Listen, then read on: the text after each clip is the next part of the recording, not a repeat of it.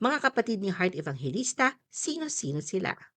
Bilang bunsong anak ni Rinaldo Ongpauco at Maria Cecilia del Gallego Payawal, lumaki si Hart na palaging may karamay at gabay mula sa kanyang mga kuya at ate. Si Camila isa sa mga pinakakilalang kapatid ni Hart, isang businesswoman at co-founder ng Pure Living na kanilang sabay na itinayo ni Hart. Ilan sa mga linya ng produktong ito ay ang Luxel, Vitasense at Ultima.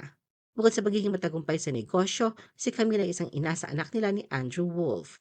Samantala ang dalawang ate niya na sina Marjorie at Michelle ay walang gaanong presensya sa showbiz o social media. Ngunit malapit sila kay Hart at isa sa mga naging tagapayo nito noong kabataan.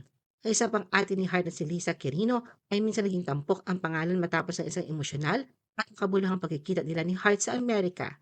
Nasilayan din ang kanyang presensya sa renewal of vows ni Hart at Cheese Escudero noong nakaraang taon. Kasalukuyan siya nakabase sa ibang bansa at may tatlong anak. Si Miguel naman ang nag-iisang kapatid na lalaki ni Hart at piniling mamuhay sa likod ng spotlight. Sinasabing siya ay nasa negosyo ng kanilang pamilya at may tahimik ngunit mahalagang papel sa kanilang kumpanya.